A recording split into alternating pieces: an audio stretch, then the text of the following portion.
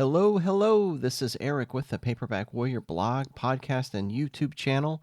Today's video is a ranking of my March reading.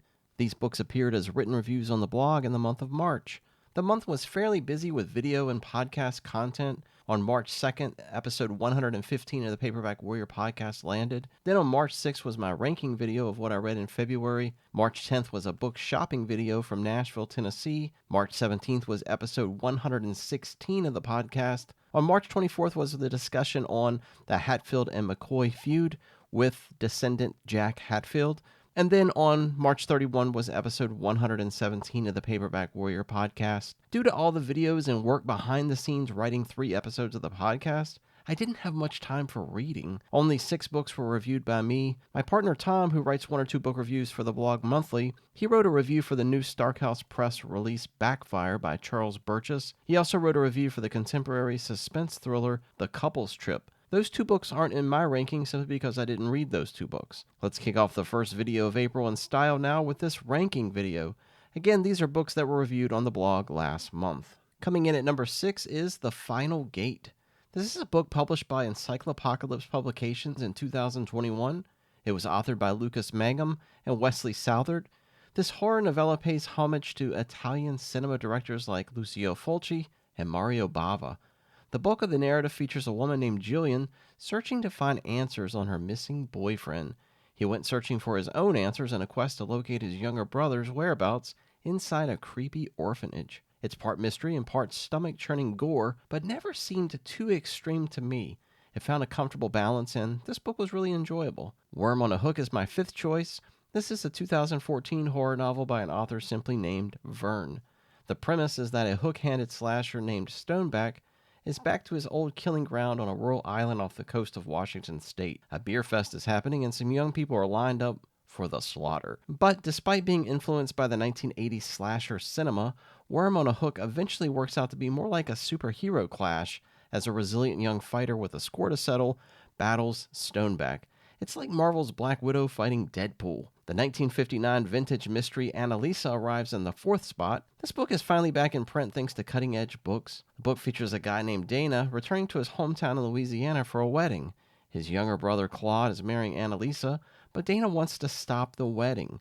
He has murky memories of what happened one night when he and his brother Claude experienced the murder of their parents. Now as the wedding approaches, weird things are happening that suggest another murder may be in the works. There's a gothic atmosphere as the book takes place in this large estate. There's also a creepy abandoned childhood home, a strange grandma, an old cemetery, just enough elements to make this one border on a gothic mystery/suspense tale. My 3rd pick for best book is John Blackburn's Mr. Brown's Bodies. This was originally published as a British hardcover in 1973 and is a sequel to a book that appeared on last month's ranking video, Deep Among the Dead Men. This one features the hero, Bill Easter, involved with a criminal mastermind who plans on cashing in on a boatload of high-bounty crime lords he stashed away captive on a ship. The ship is stranded on the ocean, broke down, and if Bill can get the ship moving, then he can get in on the reward money when the criminals are carted back to London. It seems way more complicated than it really is. While this book wasn't as fun as Deep Among the Dead Men, there's nothing to really dislike here. This one was a thrilling reading experience. Men's Adventure Quarterly number 11 crash lands at number 2 on today's ranking.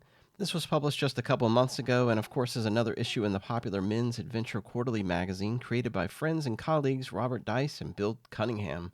This is a delightful issue as it's dedicated to UFOs and aliens. The magazine delves into UFO stories and news articles that appeared in men's adventure magazines like Real, Saga, Fate, and Argosy, just to name a few. There's articles by Frank Edwards, Gary Lovisi, W. Douglas Lansford, and Jules Burt, plus tons and tons of vivid, colorful artwork from these vintage magazines. If you aren't reading Men's Adventure Quarterly, then you must be one of those weirdos from another planet, because these magazines kick total ass. What's not to love about these, right? Before I unveil my favorite book of March, be sure to subscribe so you can get all the new videos weekly, turn on notifications so you won't miss the new content, take a moment to like the video, comment, or post about it on social media. Now, the best reading experience I had in the month of March was Jack Higgins' book, The Iron Tiger. This was Higgins' 18th career novel, and it was published in 1966 as a hardcover. It was later reprinted by Fawcett Gold Medal numerous times and now remains in print today in both physical and digital versions.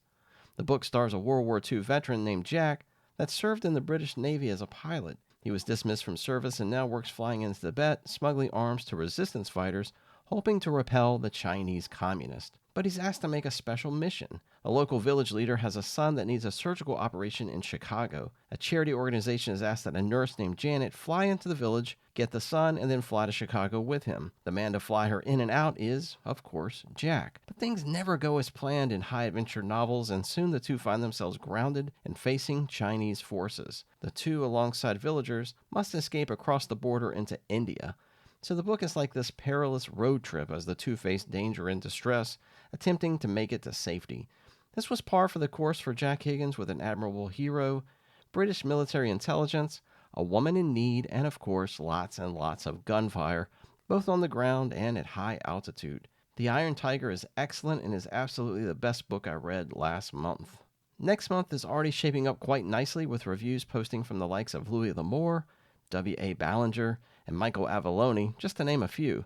Plus, my newest shopping video will arrive on April 7th, and it will be featured as a game show. Look for new podcast episodes on April 14th and the 28th, and as promised, the video review of the Butcher title, The Terror Truckers. I think I'm saying that right. The Terror Truckers.